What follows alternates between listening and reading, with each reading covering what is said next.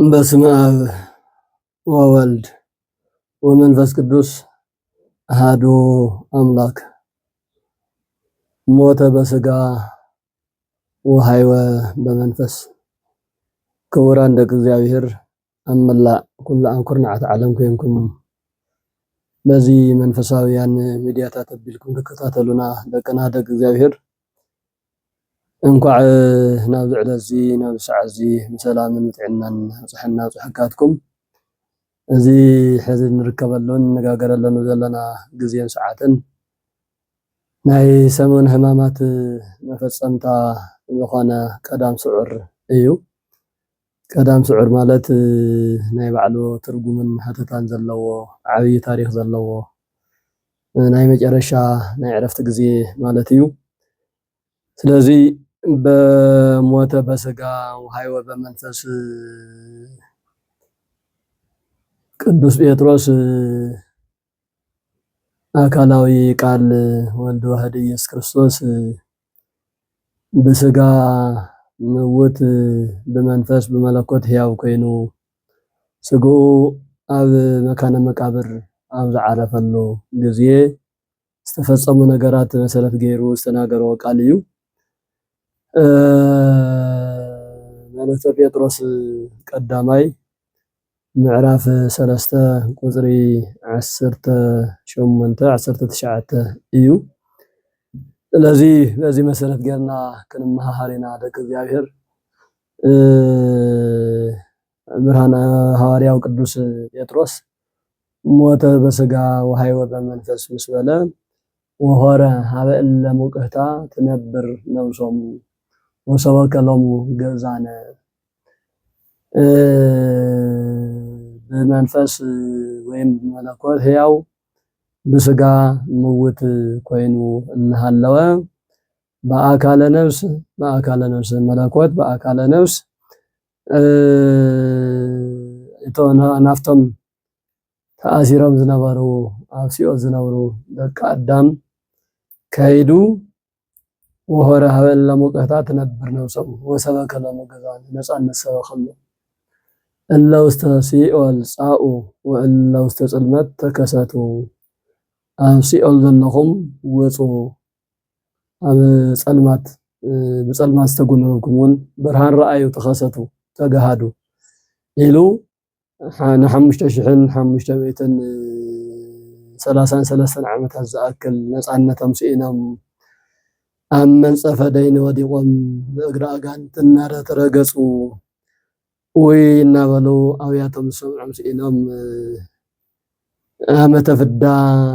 ዓመተ ስቃይ ዓመተ ገዓር ዓመተ ሰቆቃው ዓመተ ላህ እናተባሃለ ዝነገረሉ ክፉእ ዘመናት ኣብ እስር ቤት ኮይኖም ዘሕለፉ ዝነበሩ ደቂ ሰባት ወይም ብነፍሲ መዳይ ማለት እዩ። ኣብዚ ዓለት እዚኣ ክርስቶስ ኣምላኽና ዓርቢ ስቕለት ኢልና ዘኽበርናዮ በዓልና ዓርቢ 9 ሰዓት ወይቤ ተፈጸመ ኩሉ ነገር ተፈጸመ ኢሉ ኩሉ ከም ተፈጸመ ዝረአየን ዝተናገረን ኣምላክ ቅድስቲ ስግኡ ቅድስቲ ነፍሱ ካብ ቅድስቲ ስግኡ በገዛ ፈቃዱ ፈልዩ ስጋ ናብ መቃብር እንትወርድ ነፍሲ ናብ ሲኦል ከይዳ ኣብ ሲኦል ዝነበሩ ዝሰቃዩ ዝነበሩ አዳምን ደቂ አዳምን ሔዋንን ደቂ ሔዋንን እንሆ ካብ ሲኦል ውፁ ካብ ጸልማት እውን ተንቀሳቀሱ ናብ ብርሃን ተኸሰቱ ተጋሃዱ ክብል ንመጨረሻ ግዜ ዝሰበኮ ናይ ነፃነት ስብከት እዩ። ስብከት እዚ ናይ ነፃነት ስብከት ወሰበከ ሎሙ ገዛነ ከም ዝበሎቲ ቃል ብቃል ወሆረ ሀበ እለ ሙቅህታ ትነብር ነብሶሙ ወሰበከሎሙ ገዛነ። ተሞቂሖም በእግረ ብረት ብእሳታዊ ብረት ብእሳት ሓለንጋ እናተገረፉ ኣብ ስቃይን ዝነበሩ ዝተኣሰሩ ናብ እስር ቤት ከይዱ በለውፁ ኢሉ ናይ ዘለዓለም ነፃነት ናይ ዘለዓለም ህይወት ከም ዘውረሶም እዩ እዚ ቃል እዚ ዝነግረና ቅዱስ ጳውሎስ ልዕል ኢሉ ካብ ቁጥሪ 16 ጀሚሩ እንተርኢናዮ ቅዱስ ጴጥሮስ ማለት እዩ ኣብቲ ዝተጠቐሰ ምዕራፍን ቁጥርን ማለት እዩ ምዕራፍ 3 ምዕረ ሞተ በፈቃዱ እስመ ክርስቶስኒ ምዕረ ሞተ በእንተ ኃጣውእ ሰብእ ክርስቶስ ሓደ ግዜን ንዘለዓለሙን ብዘየዳግም መልክዕ ስለ ኃጢአት ሰብ ስለ ሰባት ኃጢአት ሓደ ግዜ ሞተ ይብል እሞ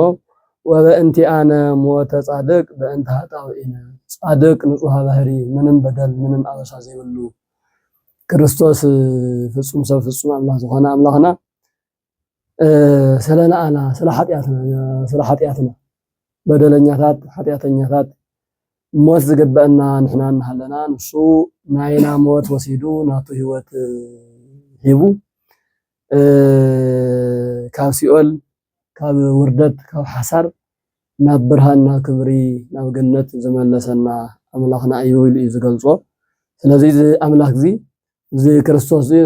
ክርስቶስ ማለት ፍጹም ሰብ ፍጹም አምላክ እንብሎ ከም ተራ ሰብ እንቆጥሮ ተራ ሰብ እውን ኣይኮነን ከም አምላክ ፍጹም አምላክ ጥራሕ እውን ኣይኮነን ናይ ሰብ ስጋ ዝተዋሃደ ናይ ሰብ ስቃይ ዝስምዖ ናይ ሰብ መከራ ዝርድኦ ብስግኡ ዝሞተ ብመለኮቱ ሕያው ዝኾነ እዚ እንትንብል ብምፍልላይ ተይኮነስ ፍጹም ሰብ ፍጹም አምላክ በተዋህዶ ስለ ዝኾነ እዚ አምላክን ሰብን እንብሎ አምላኽና ስለናአና እዩ ሞይቱ ተቐቢሩ ንብሎ ኣለና ግን ሞይቱ እንትንብል ከም ዕሩቅ ብእሲ ከም ተራ ሰብ ሞይቱ ዝተርፍ ሙስና መቃብር ኣብ መቃብር በሲሱ ዝተርፍ ተይኮነስ ካብ መለኮት ኣብ ነፍስም ኣብ ስጋም ከይተፈለየ መለኮት በአካለ ስጋ ናብ መቃብር በአካለ ነፍስ ድማ ናብ ሲኦል ወሪዱ ኣብ መካነ መቃብር ዘሎ መለኮት ብስጋ ሙስና መቃብር ከይነኽኦ እንተይፈረሰ እንተይበስበሰ ምንም እንኳ ነፍሲ ዝተፈለዮ እንትኾነ ግን ከም ተራ ሰብ ፍልሖ ምስጥን ካልእን ዝነኽኦ ኣይኮነን አካል ጎይታና መድኃኒና ኢየሱስ ክርስቶስ እንተይፈረሰ እንተይበስበሰ ናብ ጨና ናብ ካልእ እንተይተቀየረ ሕያው አካል ማለት ነፍስ ዝተፈለዮ መለኮት ዝተዋሃዶ አካል ኮይኑ እዮም መቃብር ጸኒሑ ነፍስ ደሞ ከም ተራ ነፍሲ ከም ናይኒ አዳም ናይኒ አቤል ናይኒ ሴት ናይዞም 5500 ዓመታት ዝሞቱ አካላት ከይዳ ኣብ ሲኦል ትቃጸል ኣብ ሲኦል መከራ ትበልዕ ነፍሲ ተይኮነትስ መለኮት ዝተዋሃዳ ነፍሲ ስለ ዝኾነት ኣብ ሲኦል ንዘለዉ ነፍሳት ብምልኦም ነፃነት ሰቢኻ ብርሃን ወሊዓ እስራታቶም ማእሰርቶም ናይ ሓዊ ሰንሰለት ናይ ዲያብሎስ እስራት ዝነበረ በጣጢሳ ኩላቶም ብዘየፈላላይ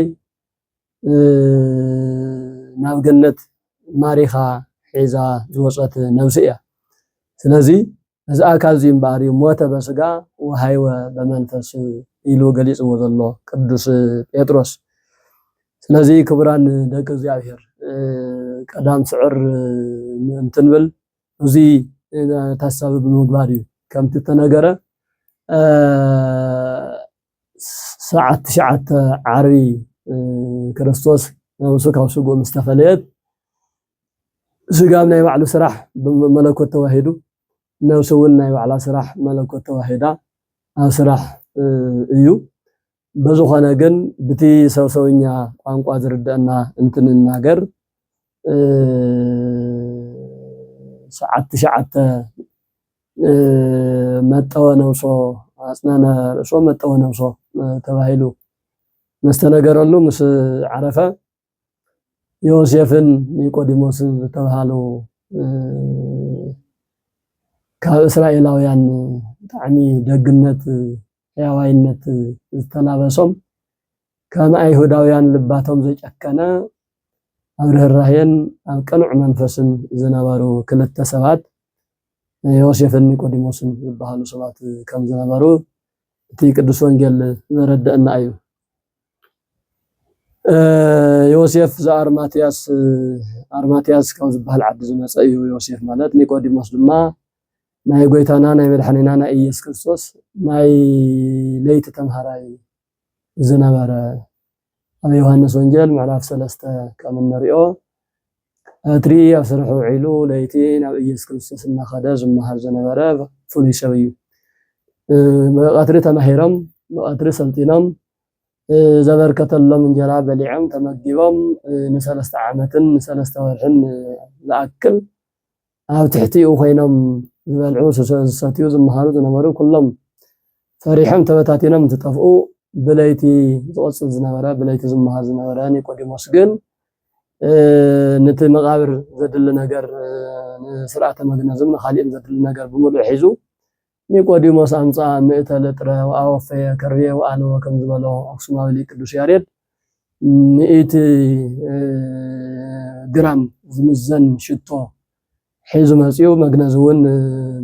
صعدا مجنز نتي أكل كريستوس زمتن بتزمن شو زمتن نجار حيزو بممصا يوسفون بمتحبر نا إيس كريستوس كبر سقا نمقبار تعدل قريص تلعل قريص مستلعلو دغاغ سبات نيرم لبو لصادق وكل كما انوصا يبلط ايو سلام حقنيا سب لبنا لكع كما انوصا ايو يفرحنا يدنقصن قالوتم ايهوداوያን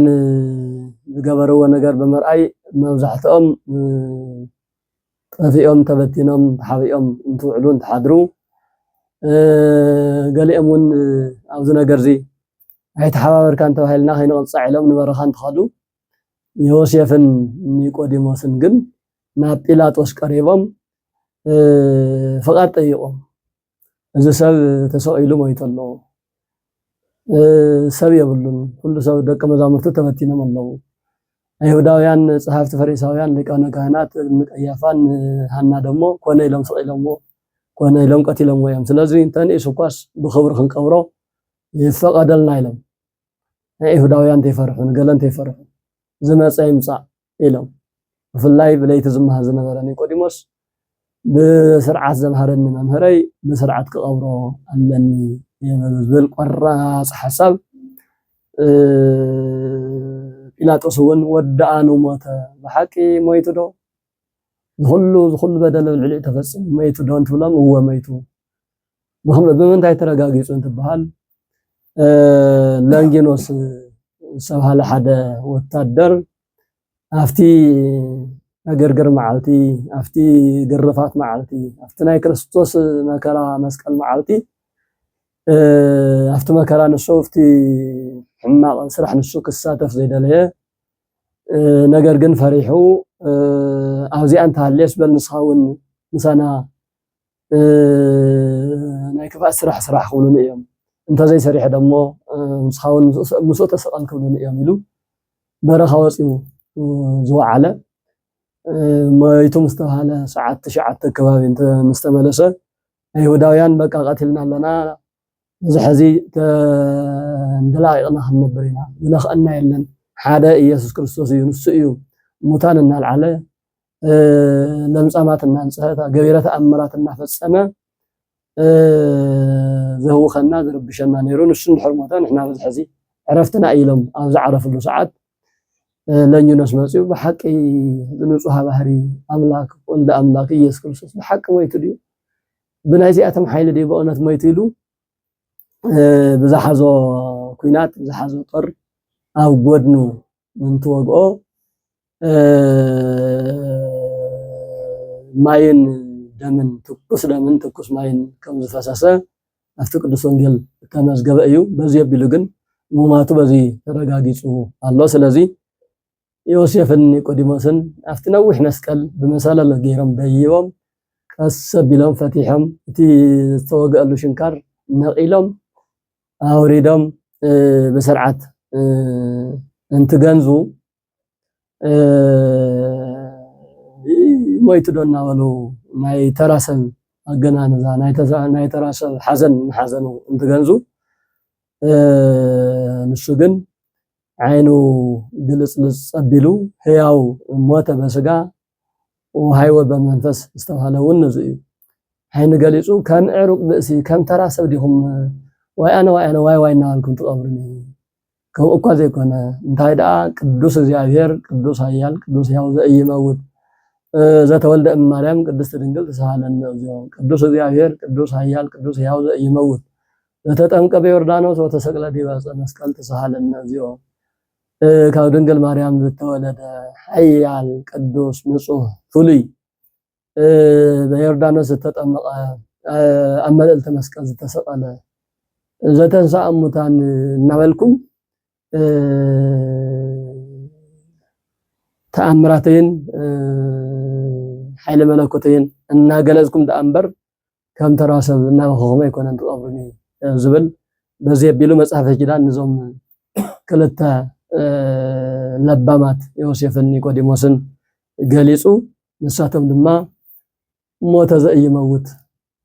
ሞት ዘይግብኦ ሞተ ከመ ያህይዎም ለሙታን زموتان كدحن نسو موتا سبات هيوت كبن نسو هيوت سأنا كم يزبل زقرم نقريو فالله كم يوحنس أفورك هم تصحفه هو أعداو إلا لحاكو هولا أدام تقنوها بقنوها تمسكن هو أعقال لا أنسو سواو استقنت تقنوها بقنوها تمسكن نا أدام زفتر أعداو بشنكار تشنكران نا أو قنت استملا لسا أعقار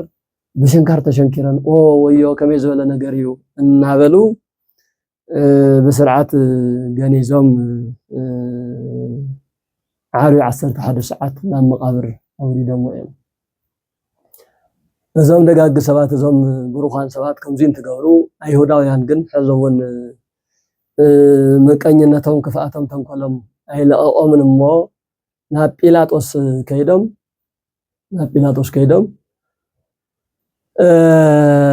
تذكرنا زي زكو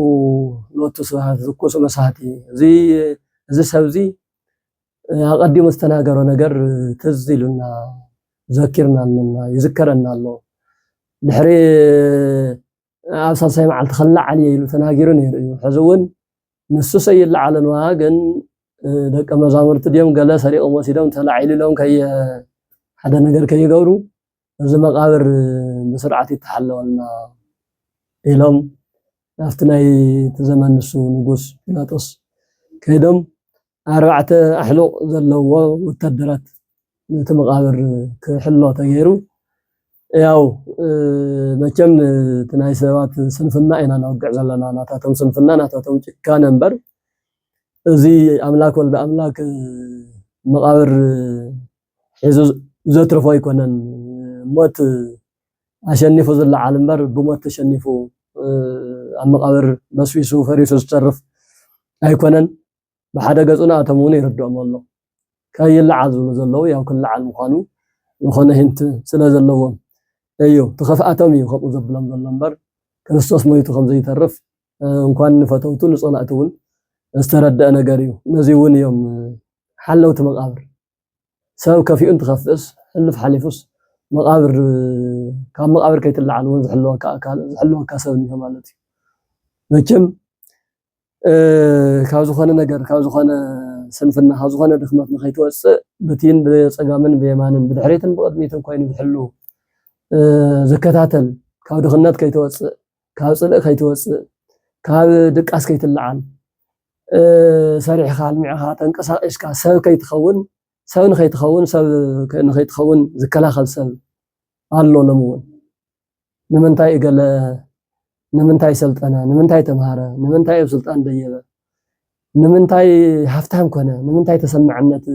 كان لعب تسمعنت هالو ስለዚህ ዛ ተሰማዕነቱ እዚ አخن ወርዶለና ካብ ስልጣኑ ወግዶለና ካፍቱ ከነራቆቶ ከነድክየለና እናበሉ ጸጋም ዝሓስቡ አካላት ለሙነ ይስአን ግን አይሳኻዕን አይሁዳውያን በዚህ መልክዕ አይ ክርስቶስ መቃብር በህይወተ ስጋ ንኸይህሉ ቀቲሎም ሰቀይሎም ቀቲሎም እንደገና ከይልዓሉን ሓለውተ አቀብተ መቃብር أنكبت مقابر حلوت مقابر أقميتم نيرم بونت كاوزي زيادة أملاك كاوزي صوران حلو مقابر كم مخان حلو مقابر حلو ريسة بتاع زحفر نجاريو بزوخنا نساتم يحلوا له قويتانا أملاخنا مرحينا يسكر السوسين كم تزبلنا يوم موت بسقا وهاي وبمنفس سقا موت بملكوت هياو أملاكيو كم تطيو سلامانون أنا نوم ولبي نكهت سقاي عريف الله نفسيقن سرح تسرح الله هياويتيا يلو بقال تنويت كم زتناقرو نفسي الوريدا سرح تسرح الله سقاو انتخوانا أم مقابر كوينو أم مقابر محمد دوشي زلو تحواسيان كنا هو كانون بملكوت هياو سلازخوانا بملكوت هياو سلازخوانا أنا إذا قدام سعر نبلا قويتا إيس كريستوس بسقا عارف الله زوا على معلتيا أم مقابر سكوب بمقابر يقزو أنقو سكوب بمقابر أم مقابر دكيسو ميتو تيكون دكيسو يوم ميتو يكون دكيسو أما جن ما دكيسو أم مقابر عارف زوا على الله معلتيا مالتيا بزي بيلو كاب عربي 11 ساعات مكان ردة مقابر وريدو ليت عربي قدام قطري سنوات ونسكال 6 ساعات زلو أم مقابر وشتي يصانيحو 3 معلتن 3 ليتن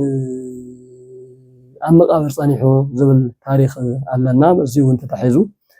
كجلص كردو زغبانا سلازخنا زي أقصاطرو كريستوس نمات كاز تتحزنا ساعات جميرو يزقصر انياتو حامس مشات ساعه 3 تتحيزو حامس ليتو سقاي حديرو عربي او سقاي وعيلو فلاي عربي انا تعرف او 3 يتغفل كاب 12 ساعات ناي نغوس كاب 6 ساعات زلون 6 ساعات زاكل صحاي سرحنا سرح صنيحه برهان قطر خوينو عيلو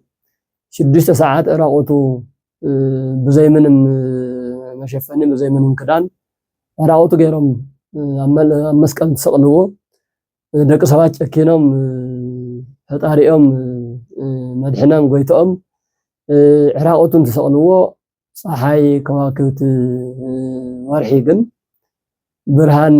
ዘጓናፀፈና ብርሃን ዝሃበና ንዓን ባዕልትና ኮይና ንኻሊእ ክነብርህ ዝገበረ ኣምላኽና ዕራቆቱ ፍጡራን ማእኸል ፍጡራኑ ዕራቆቱ ክረአ የብሉን ኢሎም ብርሃኖም ካብ መብራህቲ ዝተኸልከልሉ መዓልቲ እዩ ስለዚ ካብ ሰዓት 6 ጀሚሩ እስካብ ሰዓት 9 ዘሎ ፀሓይ ፀልማት ኮነት ለይቲ ኾነ ማለት እዩ በለይቲ ከዘብርሁ ዝነበሩ ወርሕን ከዋኽብትን እውን ወርሒ ሕብራ ከለራ ናብ ደም እንትቕየር ከዋክብቲ ደሞ ዝረግፉን ትረግፉ ብርሃኖም ዝሓቁ እንትሓቁ ፍጹም ፀልማት ድቕድቕ ሓያል ፀልማት ኮይኑ እዩ ውዒሉ ሓያል ለይቲ ኮይኑ እዩ እቲ ቀትርስ ለይቲ ኮይኑ ውዒሉ ማለት እዩ ስለዚ እስካብ 9 ሰዓት ዘሎ ن3 ساعات زاكل ليت خوين الله بحرت 9 ساعات نوسو ካብ ስጎ مستفليت ናብ መካነ መቃብር እንትወርድ ደሞ ፀሓይ ብርሃን ሂባ ክርስቶስ በስጋ ተቀቢሩ ነፍሱ ናብሱ ከይዳ እስካብ 12 ሰዓት ዘሎ እንደገና ቀትር ኮይኑ ማለት እዩ ስለዚ ተሓንቲ ዓርቢ 3 ክፍለ ግዜ ክልተ ቀትርን ሓደ ለይትን ኮይናላ ማለት እዩ ካብ ናይ ቀዳም ለይቲ ደሞ ኣሎ ስለዚ ምስቲ ናይ ቀትሪ ዓርቢ ናይ 3 ሰዓት ለይቲ ዘልናዮ ክልተ ለይቲ ይኸውን ቀዳም ቀትሪ ደሞ እንዮ ምስቲ ክልተ ናይ ዓርቢ ክልተ ቀትሪ ኮይኑ ዘልናዮ 3 ቀትሪ 3 መዓልቲ ይኸውን ቀዳም ምሸት እስካብ ዝለዓል እስካብ 6 ሰዓት ዘሎ ደሞ ለይቲ እዩ ስለዚ 3 ለይትን 3 መዓልትን ኣብ መቃብር ዝበሃል ታሪክ ከምዚ ተቆፂሩ ከምዚ ገይሩ ስለዚ ቁፀር እዩ እና ክቡራን ደቂ እግዚአብሔር እዚ ኩሉ ዝተፈፀመን ኣና ድሕነት ንሕና ክንመሃረሉ نحنا بهلنام بكل نجر نايزي أجهر كنكون تدليئيو نحنا بدل زلنا نحنا حتى زلنا نحنا كنموتن كحساد لا يتخينون نحنا كنكحسنا تقبأ نجر نشو نصوها باهري بدل زي بالله أملاك نسو ميتون نسو حيسيون أنا أدحنا موزد حنا الناس وارخنا قدسنا الله ناس وارخن تمسجنا نخن بزي بلنا تاناي قدام سعر دري تاسما بعلا قدام سعر مالتاي مالتي قدام سعر سلسته زخون استفلاليه ترجم سيامي لوازع على الزيا كمتنا تمهارنا يوز مصانا سنيم سلسم ربعم حامسم عربم نني بعل تاريخ نني بعل استمهرو الله ዛ ቀዳም ዚአውን ናይ ባዕላ ስራሕ ናይ ባዕላ አስተምህሮ ኣለዋ ካብ መጀመርያ መዓልቲ ዕረፍቲ እያ ኦሪት ዘፍጥረት ምዕራፍ 2 ከም ንሪኦ ወአመሳብዕተ ዕለት ኣይረፈ እግዚእነ ኩሉ ገብሮ ዘአሃዘ ይግበር ጎይታ እግዚአብሔር ንሽዱሽተ መዓልቲ ስነ ፍጥረታት እናፈጠረ ቀኒዩ ታመበል ሸውዓይተ ግን ቅድስቲ መዓልቲ እያ ናይ ዕረፍቲ መዓልቲ እያ ኢሉ نعرفت له نعرفت تطقيم الله نسو እኳ ደኺምዎ እንተዘይዕረፈ ነገር ግን ክፍጠሩ ዝግብኦም ነገራት ክሰርሑ ዝግብኦ ነገር ፈፂሙ ሰሪሑ ንሕና እውን ኣብ ስራሕ ነርና ዕረፍቲ ከም ዘድልየና ኣብነት እውን ኣርኣያ እውን ትምህርቲ እውን ምዃን ከም ዘዕረፈላ ብቐቢሉ እውን ሰንበት ተባሂላ ቀዳመይቲ ሰንበት ተባሂላ ከም ትፅዋዕ ዝፍለጥ ነገር እዩ ስለዚ ሓደ ኣብ መጀመርያ ስነ ፍጥረት ናይ ዕረፍቲ መዓልቲ እያ ናይ ክርስቶስ ናይ ኣድህኖት ናይ መድሓን ስራሕቲ እውን 33 ዓመትን 3 ወርሕን ዝኣክል ጸኒሑ ዓርብ ተሰቂሉ ቀዳም ካብ ኩሉ ነገር ዓሪፉ ዝዋዕለሉ ዕለት እዩ ወላ መቃብር ተኾነ ዓሪፉ ዝዋዕለሉ ዓርቢ ኣብ ስቃይ ውዒሉ ቀዳም ግን ዕረፈት ነፍሲ ምፃማ ከም ዝብልዎ ቅዱሳን ሊቃውንት ካብ ኩሉ ነገር ኣብ መቃብር ዓሪፉ ዝዋዕለሉ ስለዝኾነ ናይ ዕረፍቲ ዝተፈለየት መዓልቲ ንምባል ቅዱስ ቀዳም ቅዱስ ዕለት ተባሂላ ትፅዋዕ እያ ካሊእ ቀዳም ስዑር ዘብሎ ክልተ ትርጉም ኣለዎ ቀዳም ስዑር መበሊ እዩ እቲ ሓደ ዝተሰዓረ ሰንበት ዝተሰዓረ ቀዳም ማለት እዩ ቀዳም ማለት ቀዳመይቲ ሰንበት ማለት እንዲዩ ቀዳመይቲ ሰንበት ማለት ብተፈጥሮት ይኮነስ ብኣከባብራ በብሉይ ኪዳን ሰንበት ተባሂላ ብክብሪ ትፅዋዕን ትኽበርን ዝነበረት ሰንበት ኣይሁድ ትበሃል ብኣይሁዳውያን ባህል ትኽበር ዝነበረት እዛ ቀዳመይቲ ሰንበት እያ ክልተ ሰናብት ኣለዋና ሰንበት እሁድ ሰንበተ ክርስቲያንን ሰንበተ ኣይሁድን ሰንበተ ኣይሁድ ናይ መጀመርያ ካብ ብሉይ ኪዳን ካብ ኣዳም ጀሚሩ እስካብ ክርስቶስ ትንሳኤ ሰንበት ኣይሁድ እያ ትኽበር ነይራ ስለዚ ብክብሪ ቀዳመይቲ መዓልቲ ንምባል ቀዳማዊት ሰንበት ተባሂላ ትፅዋዕ ይኹን ዳ እምበር ቀዳም ስዑር ዘበላ ብጾም ዝተሰዓረት ቀዳም ማለት እዩ ምክንያቱ ቀዳምን ሰንበትን ክልቲአን ሰናብቲ ዋላ እኳ ካብ እንስሳ ነክ ናይ ስዕረት ምግቢ እንተዘይበላዕና ካብ እኽለ ማይ ኣይንኽልከለን ኢና ዓብይ ጾም ብምሉኡ እንትንፀውም ቀዳም ሰንበትን ንጎይና ንበልዕ ድሕሪ ቅዳሴ ካልኦት ካብ ሰኒ እስካብ ዓርቢ ዘለዉ እስካብ 9 እስካብ 11 እስካብ 12 እንትንፀውም ቀዳም ሰንበትን ክንፀውም ግን መጽሓፍ ቅዱስ ፍትሕ መንፈሳዊ ቅዱሳን ኣቦታትና ኣይኣዘዙና ንፀውም ካብ ዓመት ሓደ ግዜ ላጽባሕ ዓርቢ ስቕለት ድሮ ትንሳኤ ዘላ ቀዳም ግን ተጾይማ እያ ትውዕል ስለዚ ክትፅወም ዘይግባኣ ብጾም ተሳዒራ ውዒላ ኣላ ማለት እዩ በጾም ተሳዒራ ውዒላ ኣላ ሓደ ዲያብሎስ ዝተሰዓረሉ እውን እዩ እታ መዓልቲ ባዕላ እውን ግን ካብ መብልዕ ካብ መስተ ካብ ዘሎ ነገር ተኸልክልና ጾምና ብምውዓልና ከም ምስዓር ተቆፂሩ ብጾም ዝተሰዓረት ቀዳም ንምባል ቀዳም ስዑር ትበሃል እያ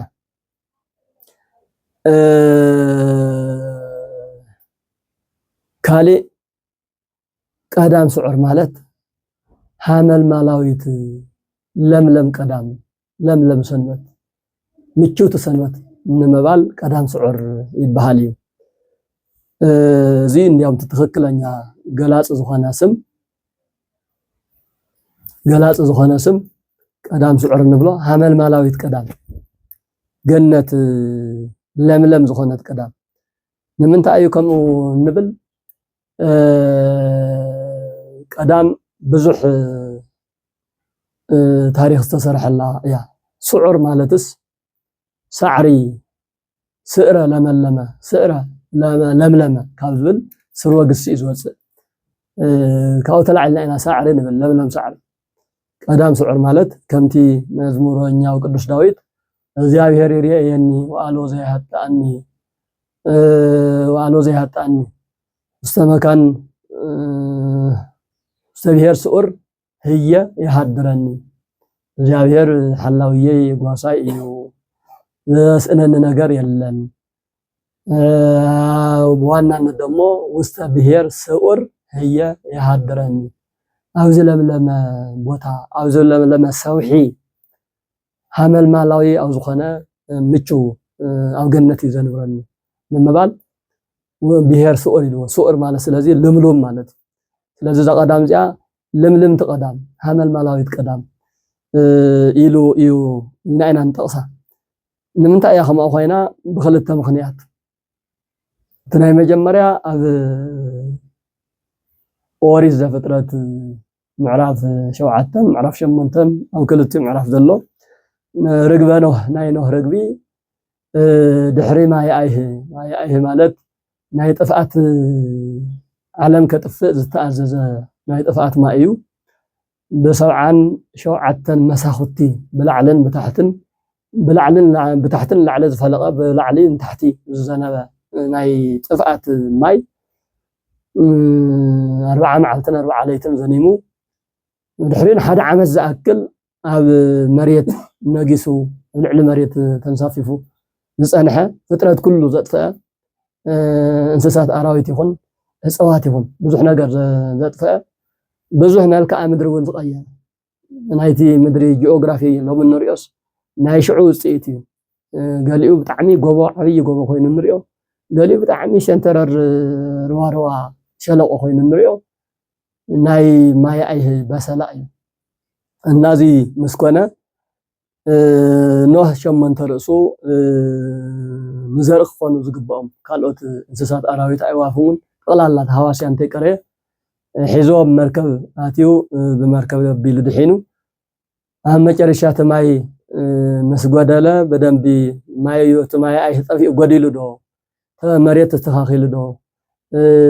ርኢ ክንዕ ተባሂላ ርግቢ እንትትለኣኽ ናይ ቁራ መልእኽቲ ኣሎ ርእሱ ዝኸኣለ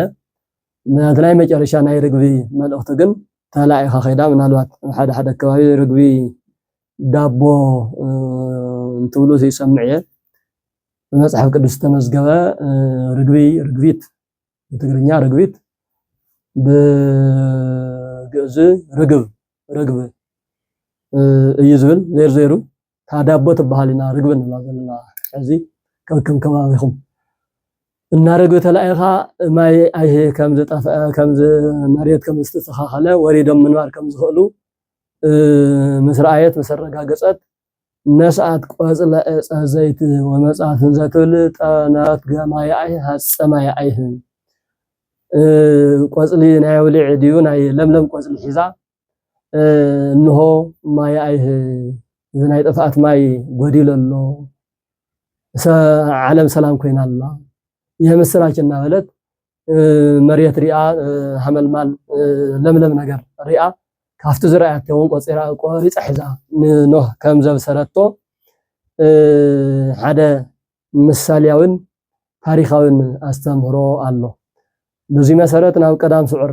እንትንመጽእ እውን 40 መዓልትን 40 ለይትን ኣብ ጾም ኣብ ጸሎት ኣብ ስግደት ጸኒሕና መጨረሻ ሕዚ ድማ ብፍላይ ን5500 ኣብ ልዕሊ ደቂ ኣዳም ነጊሱ ዝነበረ ዲያብሎስ ንሱ ተኣሲሩ ኣዳም ነፃ ወፅዩ ነፍሳት ካብ ገነት ካብ ሲኦል ናብ ገነት ተሳጊረን كم تعن توزولنا يو إلا وستسيئوا صاؤوا وإلا وستسلمت تكساتوا أو سيئوا ذلهم كلهم ناس أوصوا وهذا هذا المقهتا تنبرنا وصموا وسبك الله جزانا خمس ولا كدس يترسون ما توينا استناقرنا يو زي ناينس الناس سبكت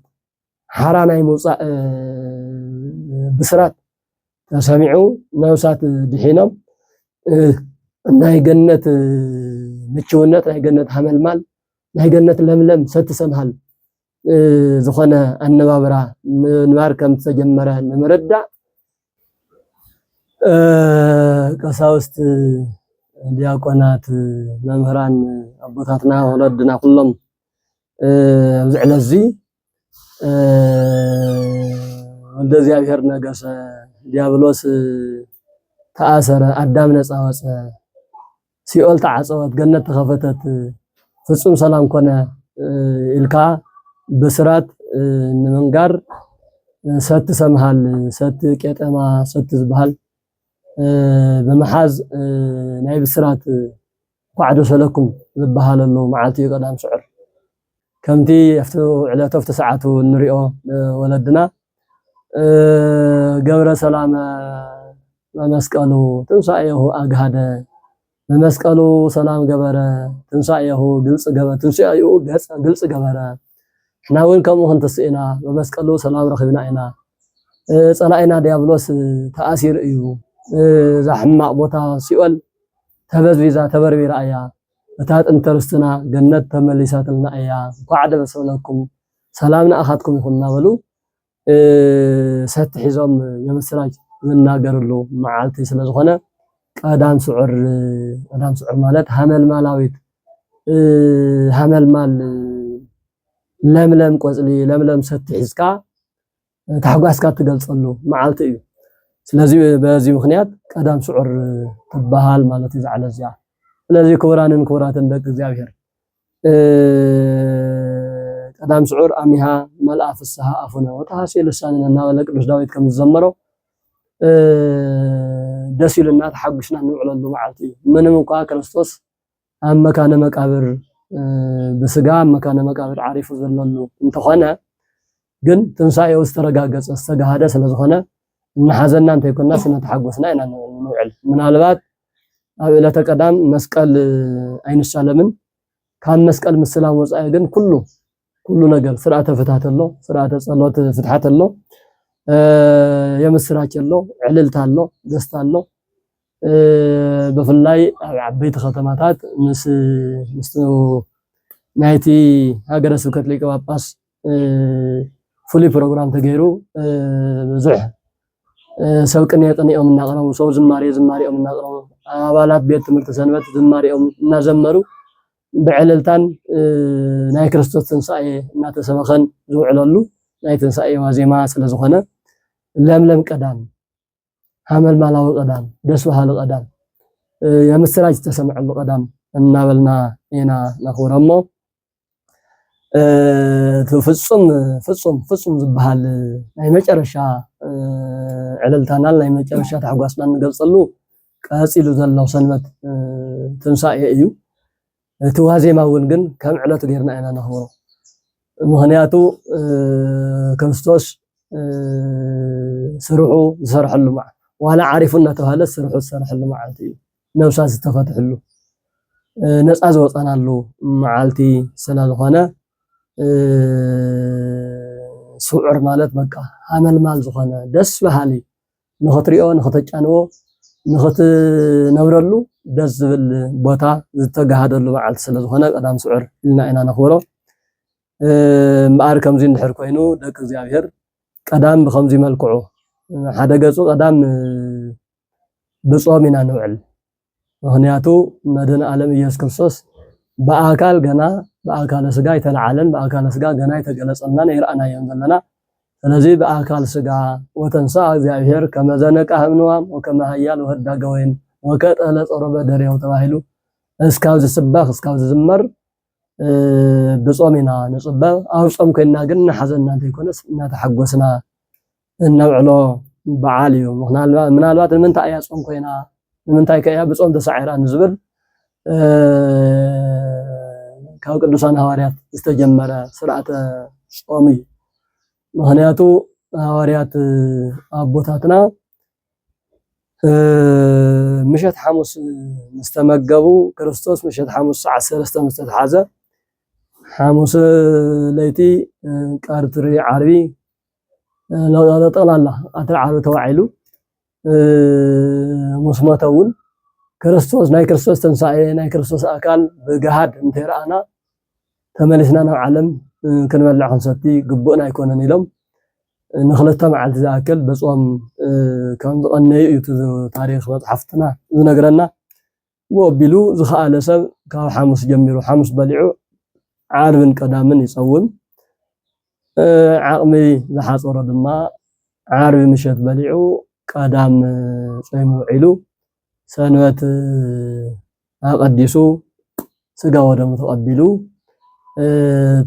ናይ ክርስቶስ ስጋን ደምን ተቀቢሉ ጸሎቱ ይፍጽም ማለት እዩ። ተሐጓሱ ፍጽም ይኾነሉና እዚ እምበር ቀዳም ስዑር ከምዚ ኢና ነኽብሮን እንርድኦን። ሞተ በስጋ ወሃይወ በመንፈስ ወስብሐት ለእግዚአብሔር ወለወላዲቱ ድንግል ወለመስቀሉ ክቡር።